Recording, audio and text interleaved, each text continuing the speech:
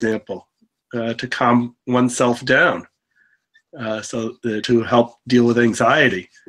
Steven, are you running somewhere? You're just moving.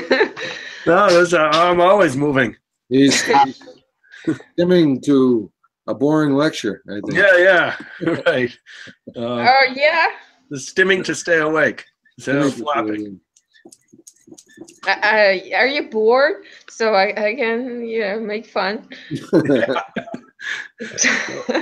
Ну, в общем говоря, Стивен говорит о том, что, например, про, опять же, автостимуляцию, про то, что он лучше всего знает. Например, что если вы находитесь на какой-то скучной лекции, намек, то, например, да, человек с аутизмом, когда у него происходит, соответственно, какое-то перенасыщение, он может встать и попрыгать, например, да, вот, соответственно, это как раз-таки саморегуляция, самоощущение и там формирование для себя, соответственно, этих ощущений.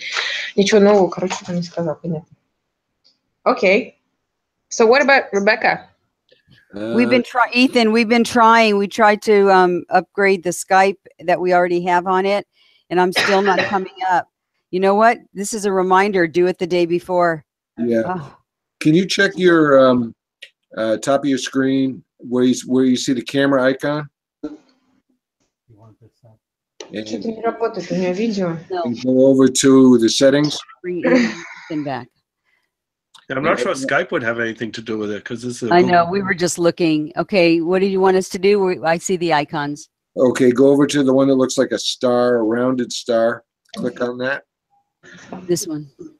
Ethan, I have a suggestion. Maybe we could reschedule Rebecca's session for maybe another week, because we can try that too.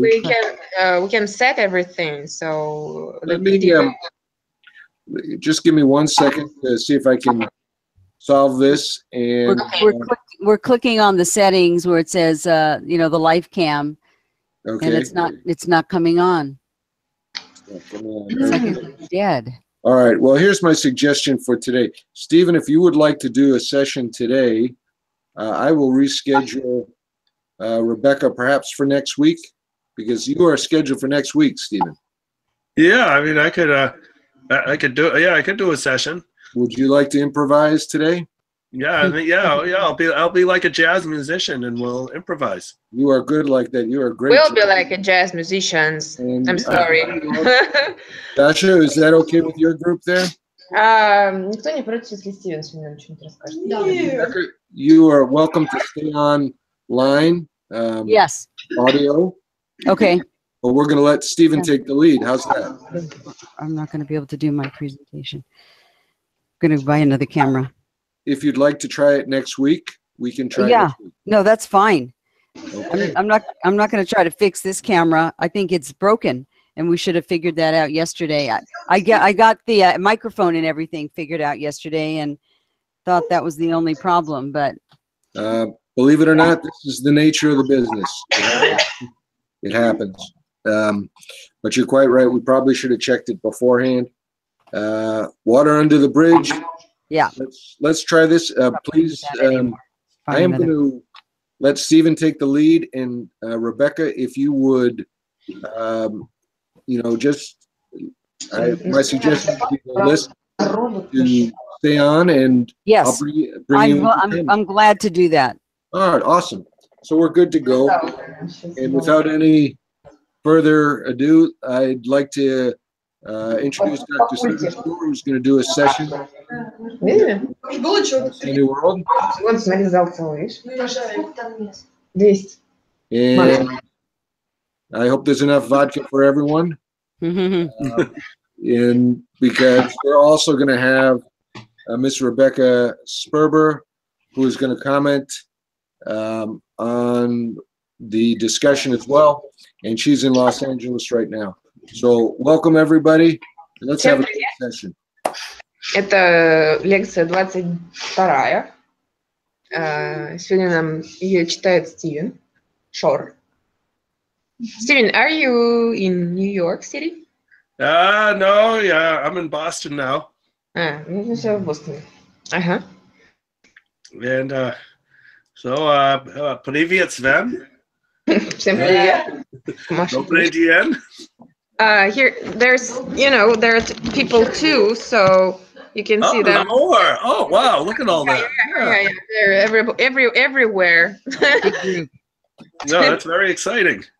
Yeah, so you don't see them, but they're here. No, okay. So sort of like ghosts. Yeah. I see somebody bungled up.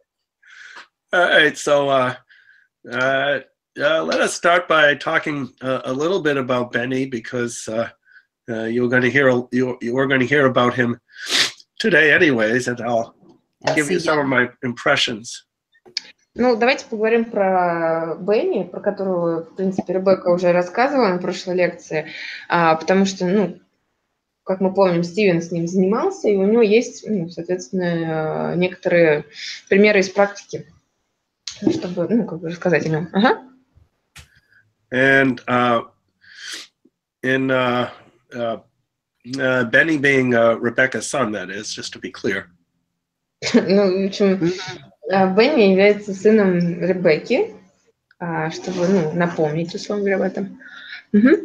And from, my goal for the session was to establish a means of communication or connecting with Benny. И моей задачей на наших занятиях было придумать какие-то способы коммуникации с Бенни, для Бенни. And then to share what I did with Rebecca, who looked on, who would then report to Benny's school. И второй задачей было потом передать это, условно говоря, знание Ребекки, которая, в свою очередь, это все перенесет в школу, для того, чтобы Бенни мог спокойно коммуницировать там. Last time we talked about Benny's interest in drawing. В прошлый раз мы с вами обсуждали про то, как Бенни рисовал, то есть как мы общались с помощью рисунка. And I wondered if what happened in the past is that people would try to make Benny work for being able to draw as a reinforcer.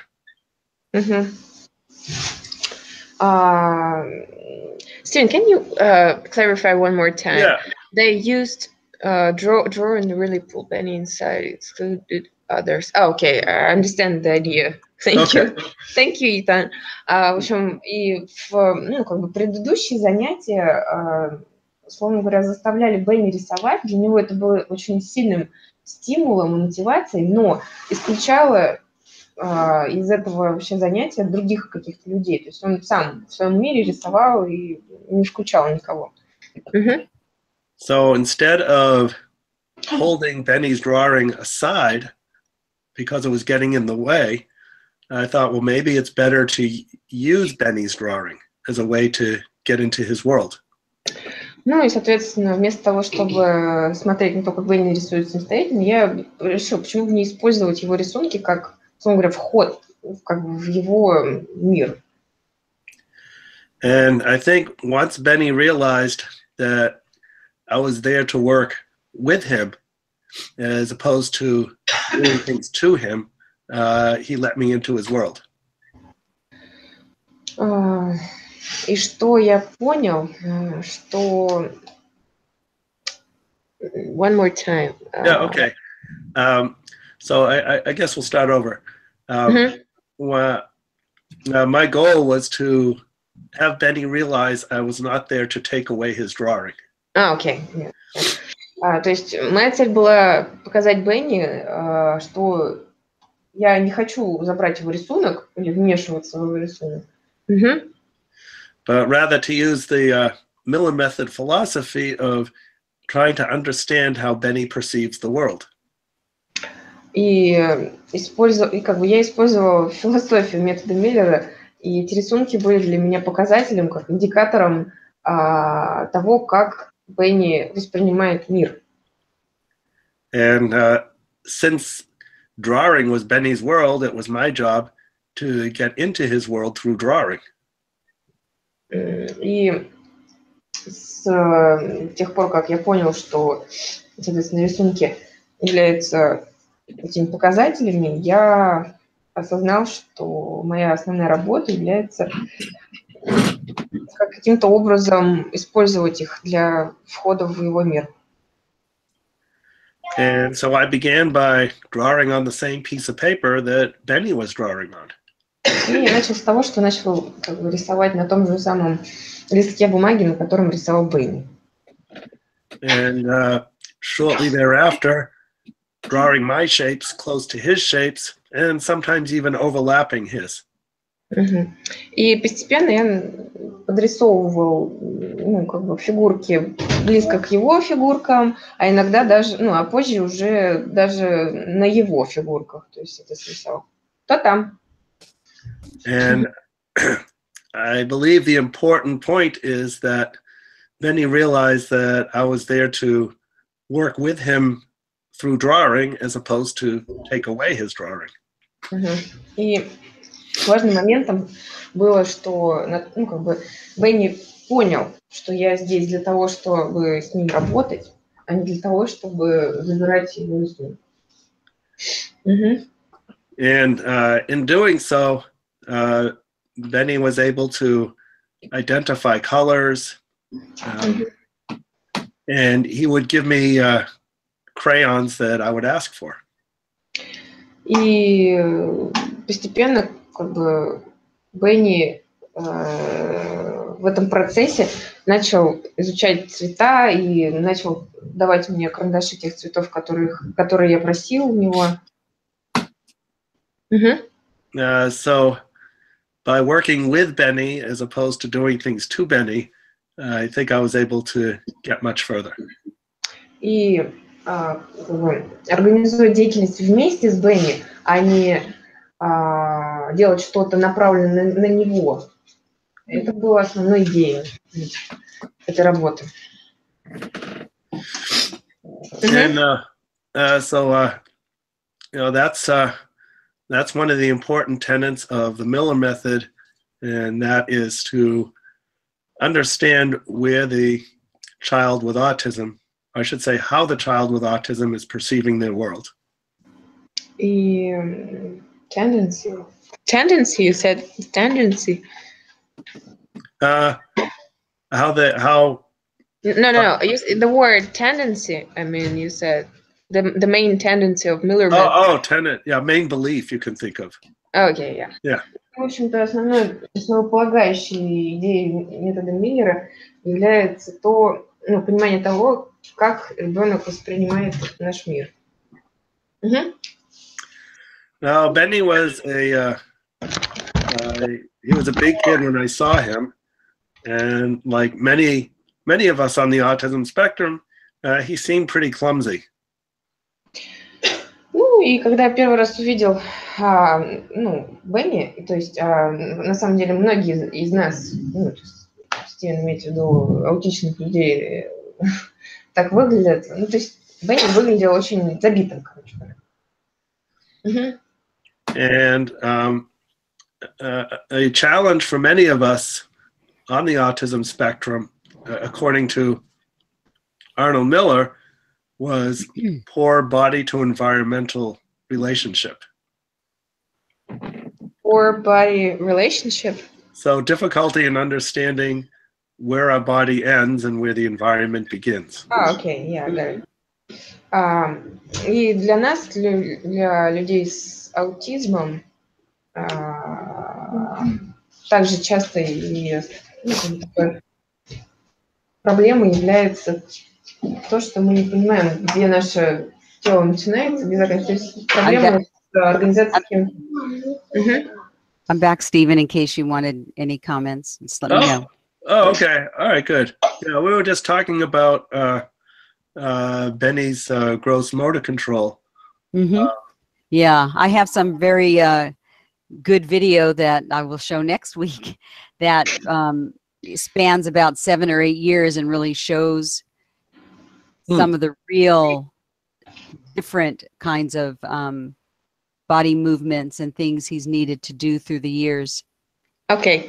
В общем, Ребекка присоединилась, Стивен сказал, что мы сейчас обсуждали, ну, начали обсуждать развитие крупной моторики в Бенни, и Ребекка сказала, что я покажу видео, видимо, на следующей неделе, потому что не работает камера, соответственно, где показательно, что там Бенни, по-моему, 7 лет, и там видно, что он, как он двигается и как с ним работают именно в плане развития моторного, сенсомоторного.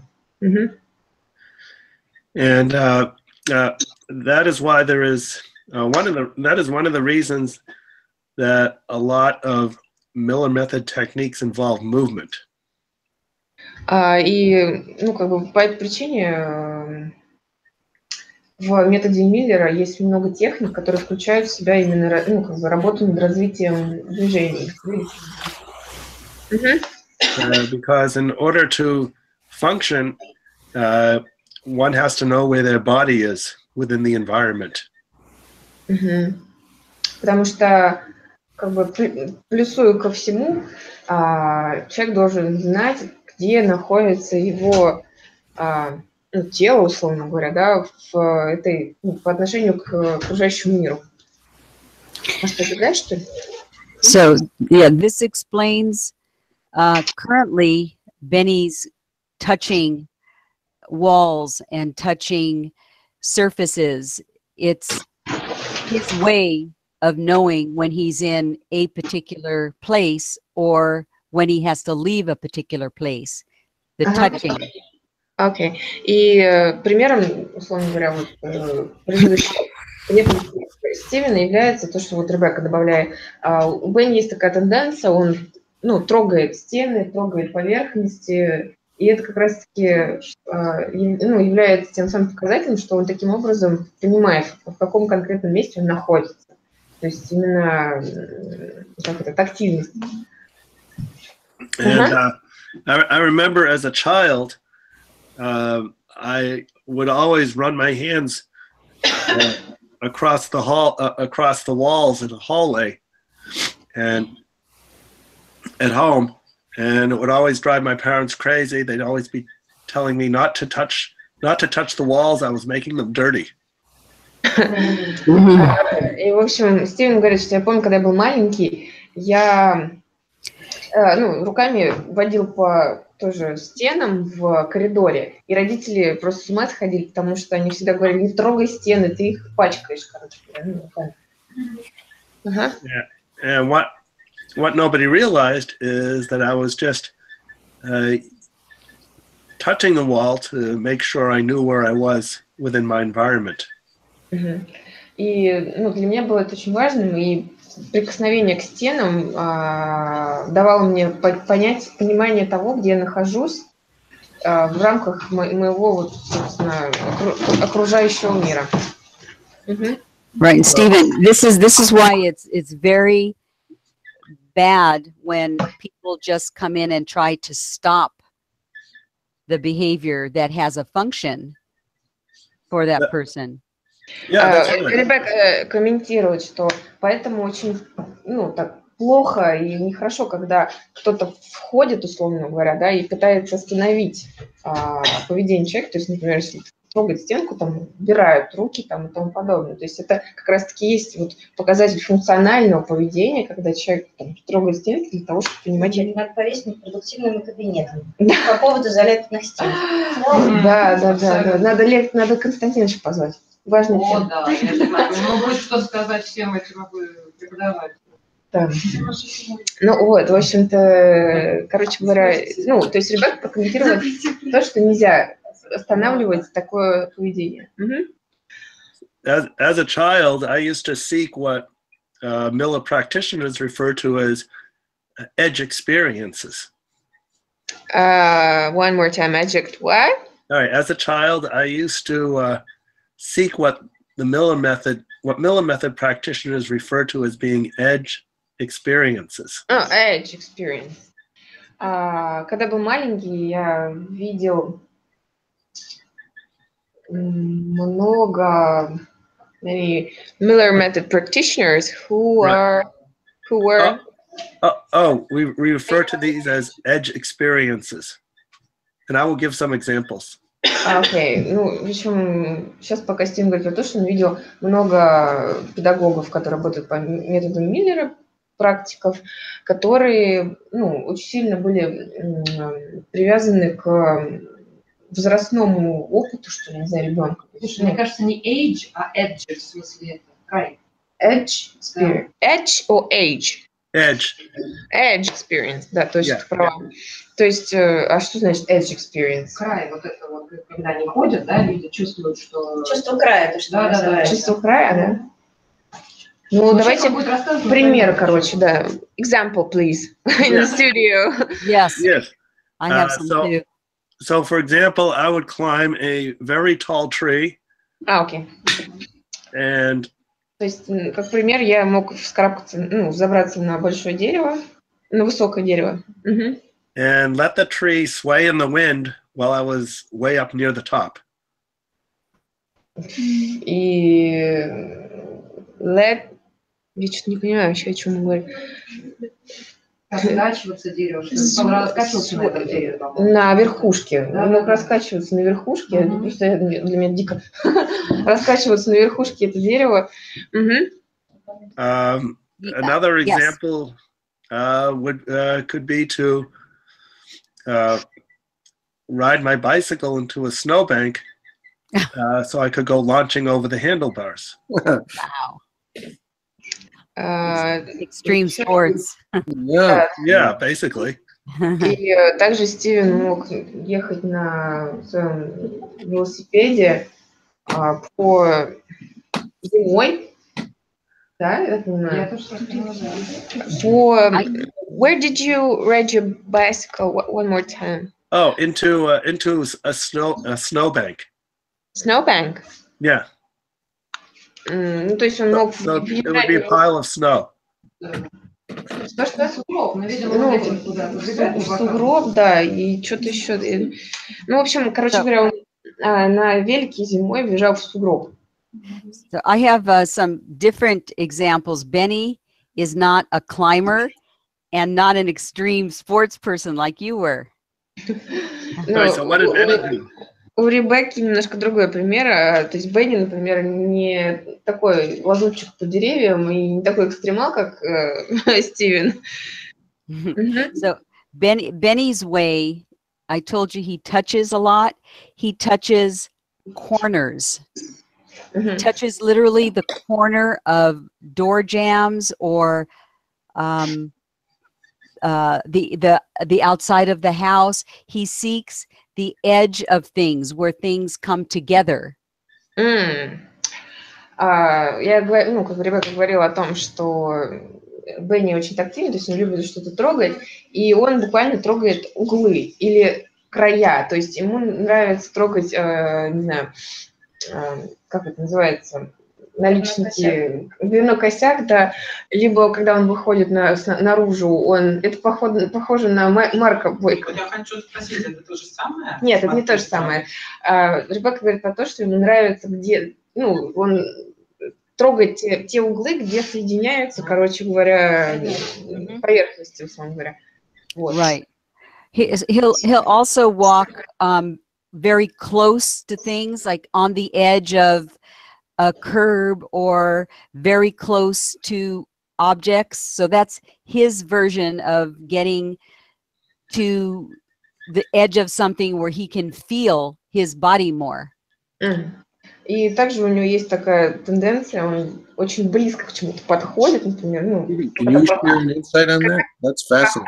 когда проходит мимо или там, ну, в общем, это его способ почувствовать, как, ну, где находится его тело по отношению к какому-то объекту. And Rebecca, we have a question. Yeah. Okay. Can we ask a question, please? У нас есть мальчик, который стучит по предметам в определенных местах. Вот можно ли это считать, что это то же самое, ну, осознание пространства? Ну, то есть то, что этот вот определенный звук или эти определенные предметы, они... скорее всего, из-за очень низкой чувствительности, чтобы удары ну, да, отдачу Некоторые прикладывают к рту. Да, он кусает очень... Можно также всегда пляски все. Ну да, вот это вот можно все причислить к осознанию пространства, да.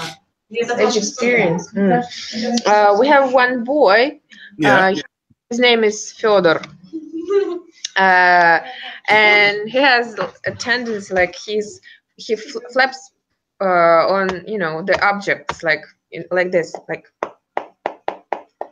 Mm-hmm. You say, yeah, but he does it with, very.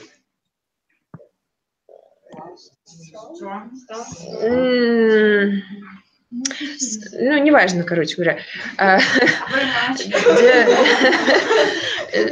Do you think it's like an edge experience too, and he needs to feel his body in the environment, or it's just because of his weak sensitivity? So he's tapping objects. Is that pretty much what you say? Like he's all the objects. Yeah, maybe that may be how he explores his world. It also may be helping him differentiate his body from that particular object. Is it possible communication? Is he possibly communicating? Does he talk? No, he doesn't talk. Yeah, so sometimes the tapping is... Rebecca, 1 second. He can talk physically, but he doesn't. Yeah. He doesn't use the language. Right. That's like Benny. So sometimes the tapping and the touching can be communication. Instead of saying the word, even though they can, it feels more like communication. It has more sensation if they touch it. So when Benny does that, I will say what the object is that he's touching. Ну, в общем, Стивен говорит о том, что, Катя, отвечая на твой вопрос, что это, скорее всего, может быть, как вариант, его способ отделять себя от этого объекта. Соответственно, таким образом, опять же, осознает, что он, где он находится, да, условно говоря.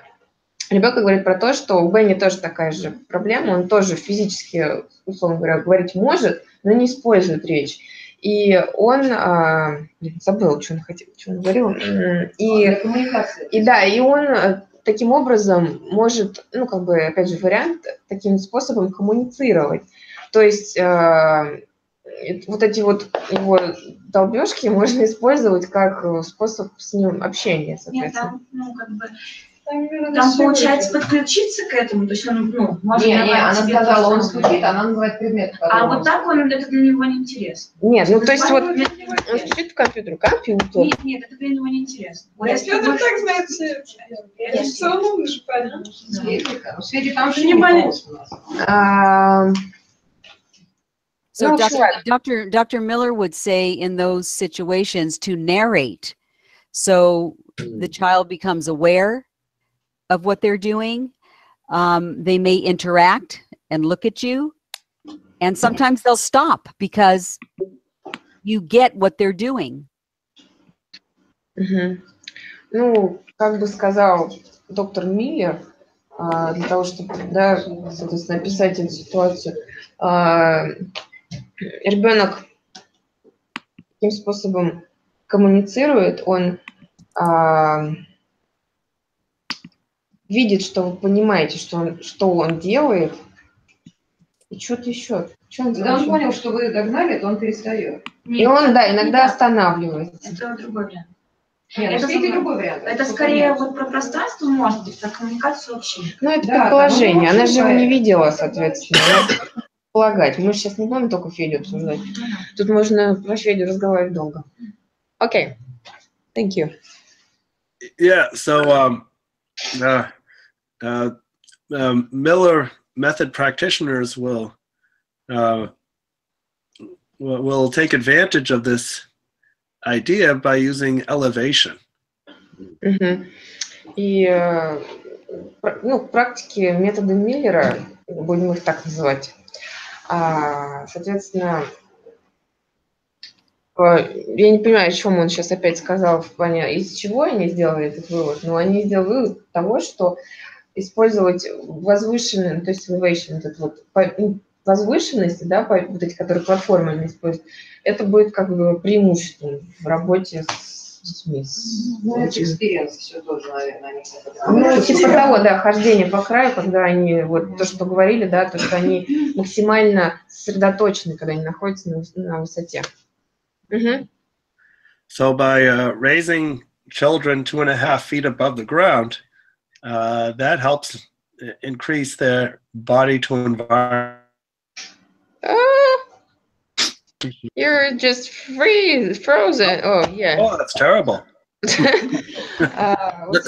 общем, нахождение ребенка на высоте там 2,5 фит, в общем, фута от земли позволяет ребенку максимально сосредоточиться и почувствовать тело в пространстве. That elevation is used to create an edge experience. I had an example of the narration if anybody wanted to. Go for it. Yeah, so if the boy is tapping, let's say on let's say a pencil, he just is tapping on a pencil. You say you're holding, you say the action word, you're holding a pencil. And then maybe a directive like, let's write. Okay. Let me please translate it. Ребекка говорит о том, что у нее есть пример, как можно, соответственно, комментировать, да, действия ребенка, говоря про мальчика, который, ну, про Федю, короче говоря. То есть, например, если он это делает, там, например, карандашом, вы можете в такой ситуации озвучивать это тем, что ты держишь карандаш. То есть, соответственно, и дальше прям... Давай порисуем. Ну, типа, да, прямую директивную установку, типа, давай порисуем. Надо было или не порисуем, а давай писать. Че? У нас бы пришлось бы говорить ковер, потому что у меня, по крайней мере, ковру. Вот, ну то есть он на нее... Давай пылесосить. У нее, да, видимо, человек. И потом у него тайпинг, а он скорее не тайпинг, а нокинг. И у него еще звук важен, да? Потому что у него касаются, да, а он прям долбится так конкретно. Rebecca, yes. We have, some comments on this boy. He's not tapping, he's knocking, hard knocking, and strong, So you want to narrate you're hitting that very hard. You're hitting your hand. The narration has to be literal. You're hitting your hand hard on the table. So the narration is to make them aware. That's a first step. I have more, but go ahead. В общем, короче говоря, суть в том, что вы должны, если он, долбит сильно, да, вы должны ему прямо сказать, что ты сильно бьешь, короче говоря, поэтому. То есть именно изложение этого и есть первый... Нет, подождите, именно вот это вот изложение проблемы, да, когда вы ему озвучиваете, это и есть первый этап вот этой вот работы. Нарратив, да, типа долбишь своей рукой, можешь руку прибить. Да. Он отдавал себя чуть-чуть. Ага. Но его и надо. И вот Итан пишет про то, что использование имени очень важно. Ну, понятно. So you want to use the boy's name so he's aware that what you're saying is about him. Ну вот как раз ребята говорят, что использование имени очень важно, то есть мальчик понимает о том, что вы разговариваете не с ним, про него, о нем. And then you might want to, if he's hitting hard, you might then want to take his hand and narrate his hand. Oh, your hand looks red, or your hand is little, or that could hurt. You just want to talk about what's going on. Ну, то есть, также вы можете, например, поймать его руку и сказать: о, посмотри на свою руку, она красная, или она там маленькая, или она там еще что-нибудь. Ну, в общем, ты, наверное, там ударился, то есть озвучить проблему. And then another Miller technique for this kind of repetition is then to interrupt it and distract to something else. that he can do with his hand that is more functional. Еще одной техникой по методу Миллера является то, что вы, условно говоря, ну, прерываете эту систему, я так понимаю, и переключаете на что-то другое. То есть вы делаете его действие более функциональным. Ну, я дело представил, что я прерву эту систему.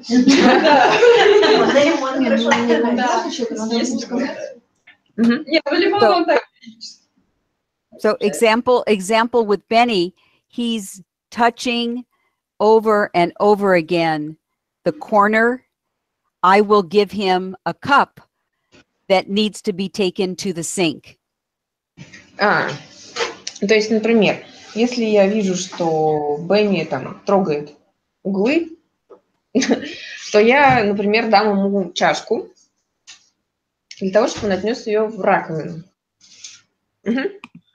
Yes, and Rebecca, you're right. Making sure that you use the child's name is important because it draws attention to themselves. Ну, Стивен, опять же, повторяет, что очень важно, Ребекка права, что очень важно использовать имя ребенка, что человек должен понимать, что это, ну, внимание направлено на него, и адресовано все к нему. Here's the question. Yes. Используя имя ребенка, например, по Феде же, говорить Федя стучит или Федя ты стучишь? Ну, как What will you recommend when we use the child's name?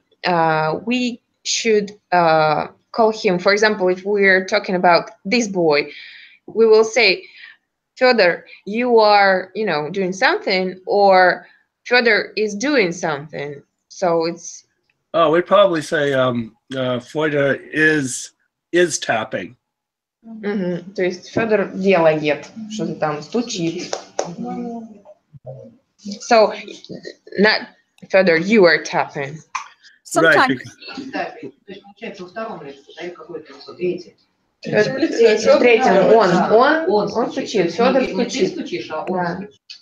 Ну, а ведь это же зависит от того, какое слово ребенок, на что он лучше откликается. Ведь если он, допустим, сам говорит определенную фразу, мы можем подключиться ту же самую фразу. Ну, зависит от ситуации, мне кажется, определенно. Я не поняла вообще сейчас, что сказала. Я вообще по-русски плохо понимаю. Мне кажется, что это зависит от личных ребенковских семантических конструкций, что он сам говорит, так мы и должны спросить, почему. Why do you think so? Because here's the I explain. Here's the opinion that we need to rely on the child's, you know, semantic things. Like if the child says I am doing something, you should say you are doing something, or and not, for example, Fedor is doing. Yes. So, what do you think about it?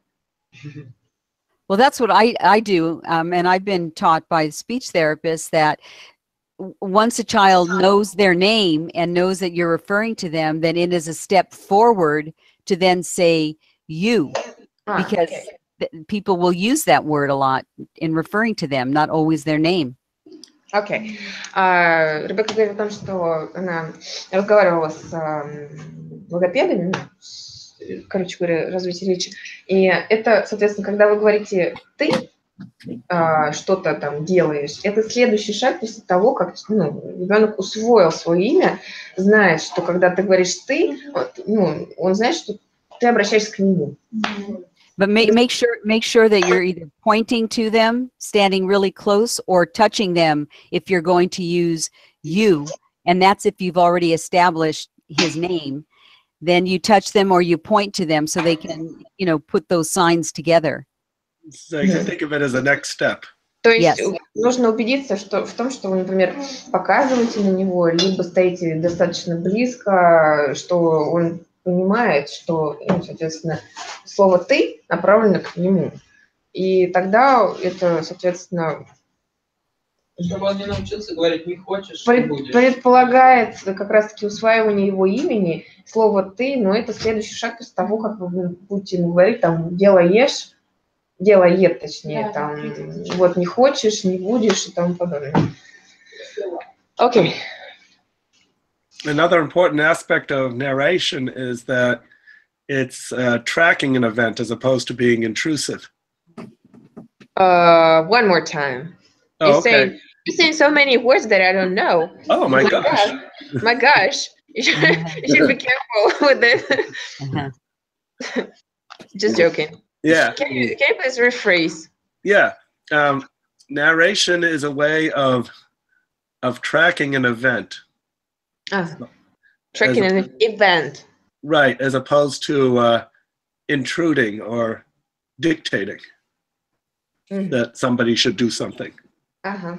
Ну, в общем, изложение, как это, ну, правильно. Нарратив, оно так и есть Нарратив, по-русски. ну, я по-русски... Оно есть, оно написано. Ну, пусть будет нарратив. Все же знают, что такое нарратив, да?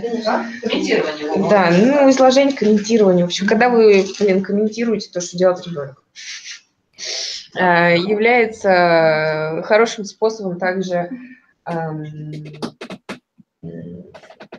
отслеживания того, что происходит вообще в принципе, и также является хорошим способом выполнения директивных каких-то задач. То есть когда ребенок что-то делает по просьбе. Ну, например, опять же, там, ешь, ходи, там, еще что-нибудь там подобное. I had a question about this little boy. I think that might help Stephen and I give you some further ideas.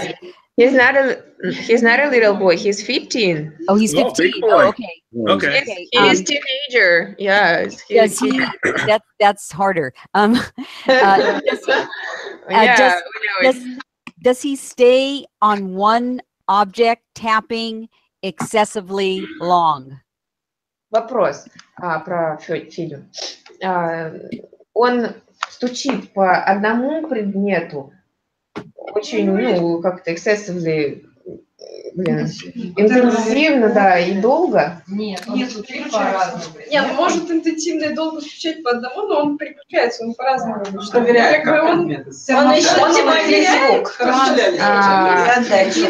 Actually, he doesn't use the one object. He can tap on different objects. He's like seeking different sounds and sensations from these sounds, and he can use one object for a long time. But if he's satisfied with the sound, like, okay. So he's what Dr. Miller would tell me was to think of a gentle interruption of what he's doing. You know, So okay, we're just we're just joking about it because we know this boy and he's not really, he's not easy. He's really complicated.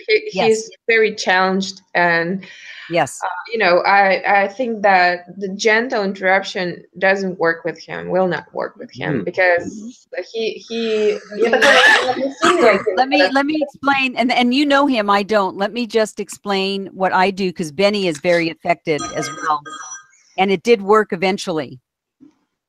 Ну, в общем, let me please translate, because not everybody understands. В общем, Ребекка говорит про то, что бы мне посоветовал доктор Миллер в данной ситуации, он бы посоветовал gentle interruption, это такое, как это, деликатное прерывание, да. В общем, на что я сказала, что... Ну, мы тут все посмеялись, и я объяснила, что мы смеемся, потому что мы знаем Федю, и он достаточно непростой, и у него много там трудностей. И поэтому, соответственно, вот это вот деликатное прерывание не сработает в данном случае, но Ребекка хочет прокомментировать этот случай. Okay, so one technique. If the boy is tapping on an object, I would stand next to Benny, I would have an object, and I would tap. So I would parallel, his behavior. That's the first step. Just recreate it. Я сделала, первая техника. Я бы, встала рядом с Бенни, то есть взяла бы предмет также и стояла бы с ним вместе стучала. То есть параллельное действие, да. Это первая техника, которую предлагает Ребекка. Okay, and then I would try to tap his object. I would tap my object, then I would tap his really fast, just one time, back and forth. This is expansion on his system that he's creating. And then I would try to get him to tap mine, even if I took his hand, and make it interactive. То есть я так поняла, что дальше мы бы стучали под предметом друг друга, что ли? Да. Вот, это бы было тем самым расширением деятельности. Мы бы сделали эту деятельность более... Это вот Facebook работает, секундочку. Это мамы пишут про семинар для пап, типа, что мужики, что они там интересно обсуждают. Я сейчас просто сидел, читал комментарии. Родненькие, это не обращайте внимания. And if you think he's seeking sound, make sure the objects make sounds. It could be musical sounds or any kind of sounds that will join in what he is looking for on a sensory level. Yeah, that's it. That's exactly what I was thinking about. Rebecca, maybe like a... Translate it, please. Okay. Окей. В общем, если в данном случае мальчик, да, Федя ищет там предметы, которые звучат там определенным образом для него, да, привлекательны, то используйте музыкальные какие-то. Чё? Не слышишь? Я не расслышала.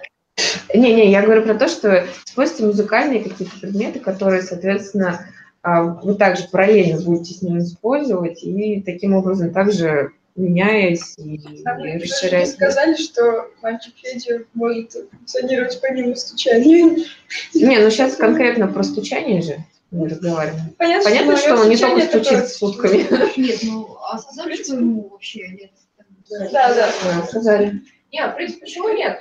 Не, ну, да, он как бы может вполне себе любой другой деятельностью заниматься. Ну, это из серии, вот эта тема, когда, помните про мальчика, который вот так вот делал, когда ему маленький барабанчик сюда начал писать? Я никогда в жизни не додумалась маленький барабанчик поставить сюда. Я просто поняла, вполне функциональный без... Количество стуков увеличивается просто, когда он себя плохо чувствует, потому что у него же как бы органически сопутствующий. И он еще стучит много, когда он в свободной деятельности, когда с ним никто ничего не делает. Если делает, то он вполне себе может There are some comments on this boy.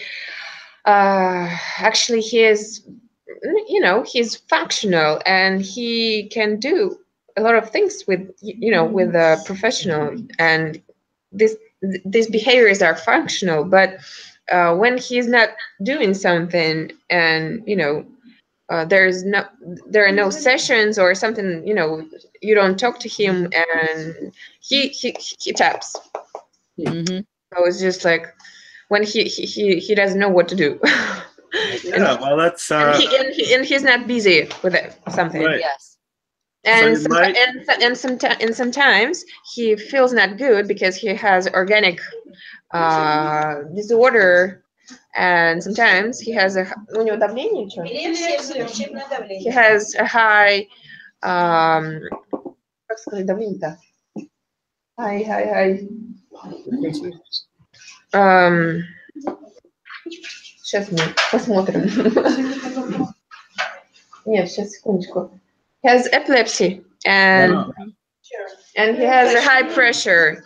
Blood pressure, so they're organic. Yes. Things, and sometimes he feels not good, and when he feels not good, he taps. So it's a way of comforting himself, just Yeah, like he needs to do it then. anyone else. Any one of us would do certain things when we're bored, like standing in line at a bank. You look at your phone and you read. So he's doing the equivalent of that. So maybe it's making him feel better, but maybe he's also communicating. If you know that he does that when he doesn't feel good, if you come up with other things that you can do to help him, then you're also making it more social or more interactive than him just needing to only do that. But sometimes he needs to do it. В общем, Стим говорит про то, что тогда это нормально, в принципе, когда нам скучно, когда, например, мы стоим в очереди там, в банке, например, мы там стоим, например, читаем что-то в телефоне. а он делает эквивалент, соответственно, для него то же самое. Ребекка говорит про то, что мальчику, соответственно, необходимо это делать иногда, но как бы вам, в принципе, это можно использовать как способ коммуникации с ним. То есть не просто... У меня еще возникло ощущение, что она сказала, что он таким образом может давать понять, что ему не айс. Да, то есть как бы то, что он чувствует себя плохо, он может таким способом показывать, что ему не очень хорошо. Yeah, Benny used to bang his chest really hard, you know, and we got to understand that something was hurting him. It was usually his stomach at that time. So I would just rub his stomach and he would stop banging on himself. But he was talking in his own way by hitting, you know, tapping really hard. Ну, вот пример с Бенни, да, когда он его прихватывал желудок, да, ну, не желудок, а живот, в принципе, он начинал тоже стучать почему-то очень сильно, и когда мы, соответственно, там, ну, типа, давай таблетку ему от живота, он переставал, соответственно, делать. So what that means... Когда он начинал стучать, я понимала, что у него что-то болит, короче говоря, это вот говоря про то, что как Филипп тоже может подавать. So what that means is that, you know, every movement, every behavior is some sort of communication. И о чем это все, о чем мы сейчас говорим, это все является показанием того, что любое действие может, ну, являться как раз-таки способом коммуникации. And it's up to us to figure out what it is. И зависит от нас. Как, ну, то есть выяснить, как это, да, соответственно, использовать. I have a question. Does Fyodor tantrum a lot? Чего? Я не понял, что? Ethan, one more time. The sound was not good. You just burp. Yeah. Does Fyodor tantrum at all? Intentional. The first word. Can you text it in chat bar? What's the child's name? Fyodor or? Fyodor. Does he tantrum a lot? Tension. A lot. Tantrum. Tantrum. Tantrum. Есть страхи у него. Tantrum.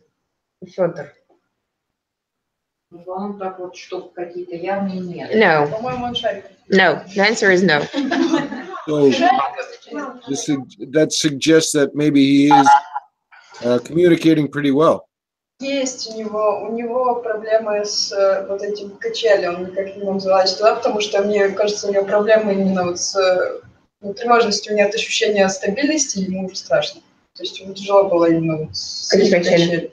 Ну, качель просто, круглая качель, она не очень стабильная, естественно. И карусель работает, да, синий, круглый. Да, ему сложно в нее вот залезть и качаться.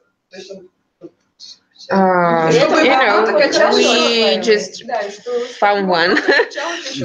I guess we have like the circle carousels, like the swings. Or carousels around circle, and Fedor is afraid to to swing,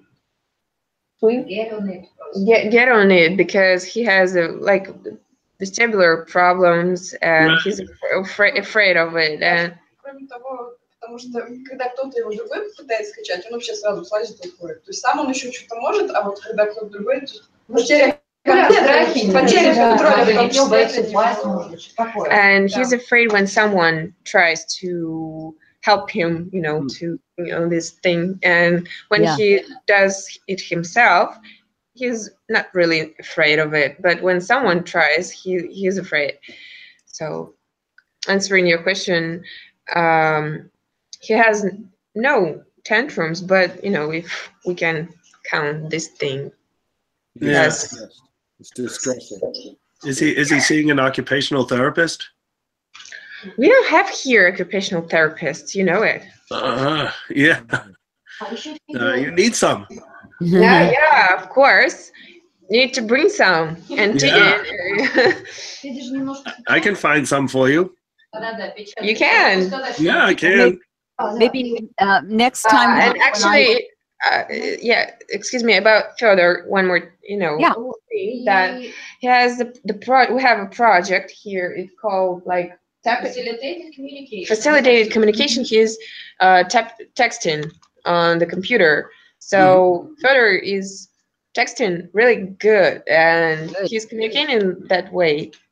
Да, и он про страхи ничего не писал, но он, когда долбится, часто пишет, что у него болит голова, поэтому они... And he doesn't text about the tantrums, but he texts about the tapping on the objects. He usually texts about the tapping when connected with to the headache. Oh, I see.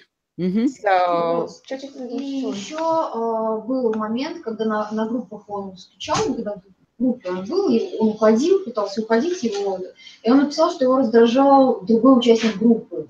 Но это не страх. Вот, это не страх, нет, это причина. При чем здесь страх? Может, это зато это причина. And when the boy was participating in the group sessions, he was leaving it and he was texting about it, that he was annoyed by another person in the group.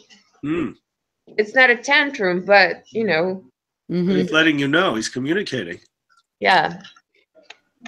So that's good. I think my one suggestion I could make is try to collect some like data. If you can see a pattern as to what triggers the headaches, is it a certain time of day? Is it when he's bored? And ask his parents if there's any pattern to his headaches, so you can help maybe help them not happen, or you can be ready to support him if you know what triggers them. В общем, Ребекка советует, чтобы мы узнали, условно говоря, triggers, это эти раздражители, да, которые могут вызвать головную боль у него, знать, выявить то, от чего ему скучно, что может вызвать, да, соответственно, какую-то реакцию, поговорить с родителями, это она просто не знает, что мы все знаем, конечно. Вот. В общем, таким образом мы сможем избежать, соответственно, головной боли, раздражения и тому подобное. Yeah, like before he eats, or after he eats, or in the morning, late in the day, things like that. Как это происходит? До того, как он поел, после того, как он поел, в середине дня, вечером и тому подобное. То есть такие вещи. Все время его расспрашивают? Не его, родителей, или его. Это можно сделать коммуникативную доску. Я думаю, что не так много раздражителей и болезней. То есть, если он говорит про боль, тут же сделать карточку боль, наклеить на эту коммуникативную доску. Мы об этом говорили, я не знаю, сколько лет. Это сложная история, по идее, да. We have a suggestion here too, just discussing it here in the process. So to make a communicational desk, yes, and to make a card like the pain or something like that, and all the triggers too. Yes, and that's how he can tell us. Yes, that he's right. Has a pain, headache or something in the stomach. Right. And becoming aware of the triggers is very, very helpful. Just like I said, time of day, if he's hungry, if he's tired, if he's bored, things like that. В общем, все нужно, коммуникационная доска понравилась, идея, классно. То есть таким образом можно прям хорошенько выяснить. Stephen? Yes, definitely knowing those triggers are important. It's a part of successful communication, and it keeps meltdowns or tantrums from occurring. Right, and makes him more connected. Makes him feel more secure and more understood, and more connected, which is another important deficit area. Right. В общем, знание этих самых триггеров, да, то есть раздражителей, позволяет избежать появления там мелтдаунов, да, истерик, или появления вот этих страхов, И Ребекка говорит о том, что да, и это, ну, как бы создает ощущение безопасности, да, когда ребенок, грубо говоря, не получает от вас там. То есть вы знаете все, что может его вывести там, из себя, например. Вот. И что-то еще она сказала. Угу. В общем, суть одна. Yeah, learning, providing a reliable means of communication is probably the most important thing you can do for somebody with autism. Обеспечение, ну как это, подходящими способами коммуникации. Это я поняла, да, подходящими. Я просто ищу reliable, еще какие-нибудь подходящими способами коммуникациями. Это, ну, как бы, одно из важнейших. Как бы, господи, что мне все мозг не соображает. Одно из важнейших. Это основное, что вы должны сделать. Ну да, то есть основная работа, которую вы можете осуществить в помощи детям, людям с аутизмом. Господи, спасибо. Okay. I had a problem to translate. My brain is not thinking anymore. I need to tap a little bit. Yeah, okay, yeah, that will help you too. Yeah. This is really interesting subject matter. Rebecca, do you have any other problem areas with Benny that you might be able to share with the group in Moscow? Well, I had a whole bunch of things that I'll be doing, I guess, next week. But in general, connected to what we're talking about, and you know, getting Benny interested at this point in, I guess to say, growing up and expanding what he wants to do, his repertoire, is one of our biggest challenges right now. В общем, Итан спросил у Ребекки: Ребекка, есть ли у тебя еще какие-нибудь примеры, чтобы рассказать группе в Москве? Ребекка говорит: да, на самом деле у меня просто куча их. Вот, но сейчас, ну, она расскажет про это, видимо, в следующей, ну, на лекции, которая будет у нас на следующей неделе. Она, видимо, тоже будет в 6 часов, потому что Калифорния 11 часов. Вот, соответственно, надеемся, что за эту неделю починим видео. Ну, в общем, Ребекка говорит про то, что сейчас основной проблемой было вот именно взросление, да, и расширение интересов Бенни, то есть вот расширение его деятельности. Это вот как это, то есть как есть, да, книжка от ритуала к репертуару. Вот это расширение его репертуара — это самая основная проблема сейчас. Right. Everything he does seems to be sensory oriented for himself and not cognitive or curious about more in the world. Все, что его, ну, как бы интересует, должно содержать в себе сенсорные какие-то моменты для него, то есть, да, он должен получать какие-то ощущения, и таким способом он, соответственно, становится заинтересованным. Нет, слушай, Даша, я не так поняла. Мне показалось, что она говорит, что он просто интересуется только ощущениями для себя, а все остальное его как-то не колышет. Rebecca, do you mean that he's interested in like sensory things and not curious about the entire world? Yes, because he is low, low cognitive functioning is one of his problems. So he likes to touch, he likes to move around, he likes to sit. It's all about how his body is feeling or what his body wants to do. The challenge is to get him to be a more thinking person. Ну, в общем, Оля действительно права, он действительно не заинтересован в окружающем мире, а только в сенсорных каких-то ощущениях, и это связано с тем, что у него низкая низкая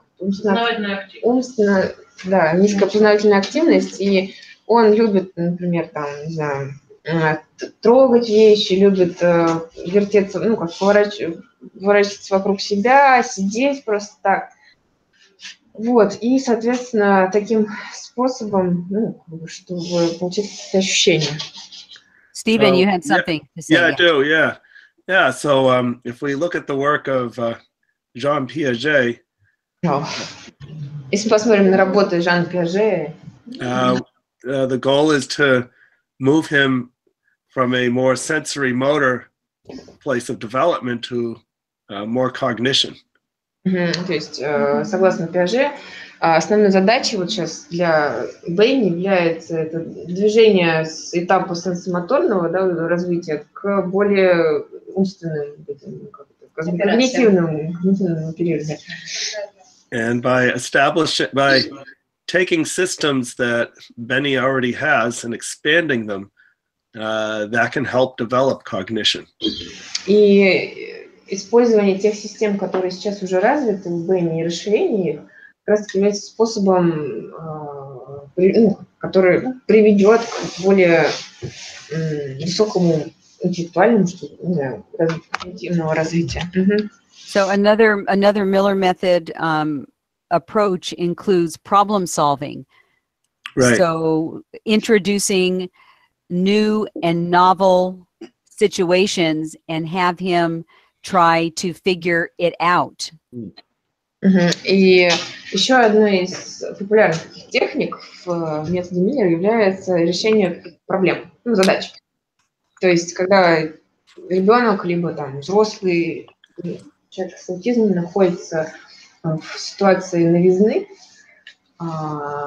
предоставление возможности ему, соответственно, решить эту задачу с помощью уже сформированных систем, либо расширение новых, точнее, либо расширение старых, наоборот. And Dr. Miller talked about contagion. You know what that is? Contagion. Yeah, now we know it. Yeah. If the problem-solving situation pulls at, and for Benny likes things completed. He doesn't like drawers open or cupboards open. So if you can find problems for him to solve that are more complicated than that, and he can visually see how it's going or how it should go, then he's better at figuring it out. And we're pulling at his thinking. It's not conceptual yet, it's still visual, but it's getting him to think and not just go around touching things.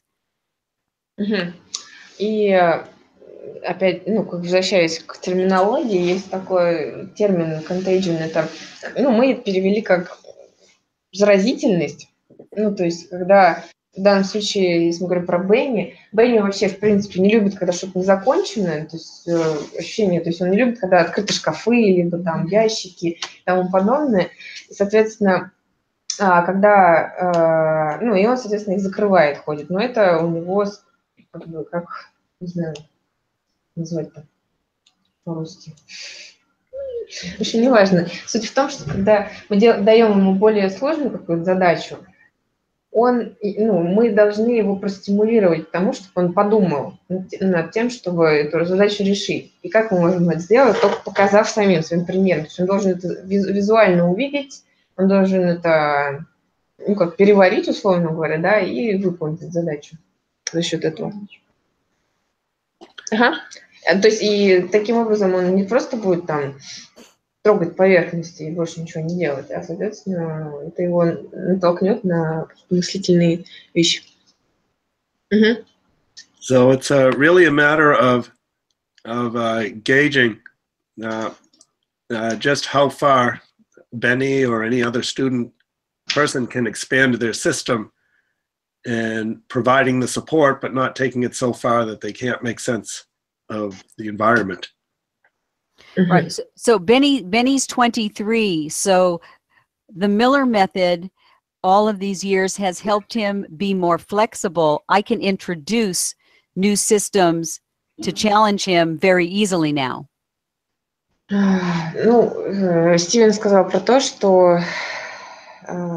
Сейчас я сосредоточусь. Секундочку. Что сказал Стивен? Секунду. Steven. Yes. Can you please repeat what did you say before Rebecca? Oh, okay. Because while Rebecca was talking, I forgot what she said. What I was saying is that it's important to be very mindful of how far we can expand a system. Все, вспомнила. То есть, ну, мы должны понимать и осознавать, насколько мы можем расширить систему у человека, у любого человека с аутизмом. Угу.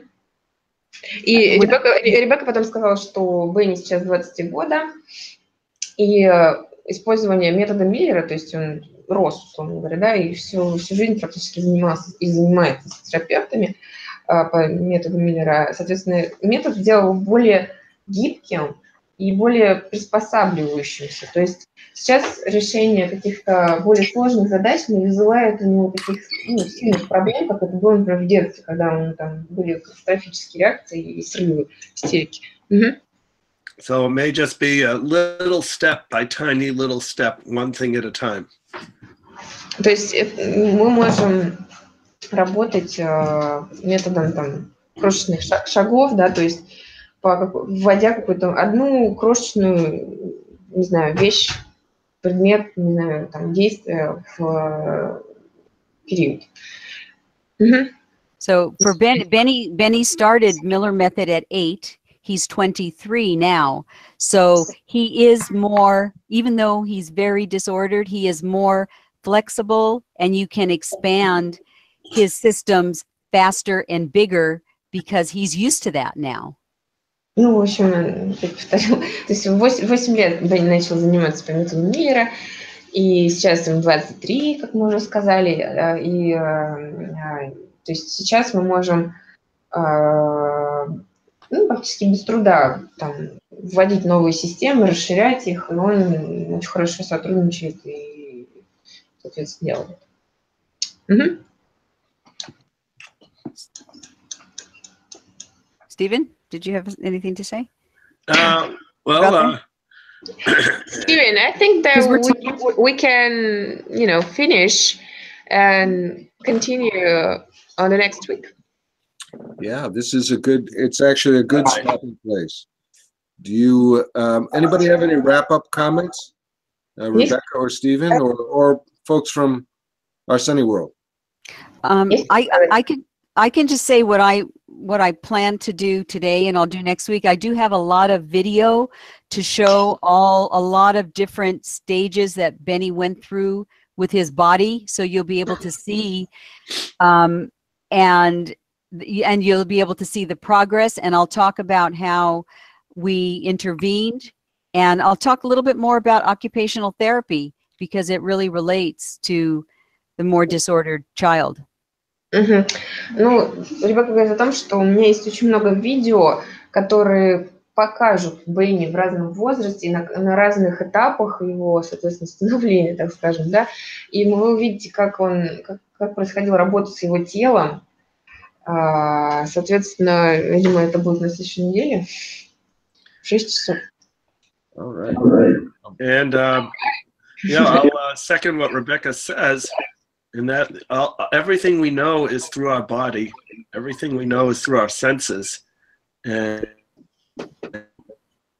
you're frozen. Oh. Is it open? Everything we know about our body, from our body, from our senses. Right. And that's why there's so much emphasis placed on the Miller method in improving body to environmental relationships. В общем, Стивен говорит про то, что в методе Миллера очень много техник, которые, соответственно, развивают именно схему тела и привносят, соответственно, этот элемент в взаимоотношения, что я так понимаю, между педагогом и ребенком. И все, что мы там знаем про наши чувства, про наше тело, оно все, соответственно, формируется в процессе вот этой работы. Там застыл он, короче, прям в самый I'm looking forward to Rebecca's. Oh, yeah. I'm looking forward for Rebecca's examples too. Yeah. We are looking forward because it's really interesting, I think. It's always very interested to know. I'll be camera shopping today. Oh, fantastic. Yay! And Rebecca, we can test during the week. Oh, we're going to test days in advance now. Yes. Great. All right, good. It's a good thing to do. Thank you so much. You're And welcome. thank you so much for today's talk, because it was, it's like improvising about Great. practice and Practice. And thank you to our Sunny World, all the people who participated and gave their examples too. That was great. В общем, Итан говорит про то, что всем спасибо, кто сегодня участвовал в дискуссии, что озвучили примеры, и, соответственно, было интересно. В следующий раз встречаемся в 6 часов в Красном зале. See you next week. Yeah, see you next week. Bye-bye. All right, I'll see Bye-bye. you next week. Пока. До свидания. До свидания. Пока. Пока. Okay, thanks everybody for your flexibility today, Stephen. Yes, thank you. Good to see you all. Good to see you. Always. Bye. Bye, Dasha. Goodbye. Okay.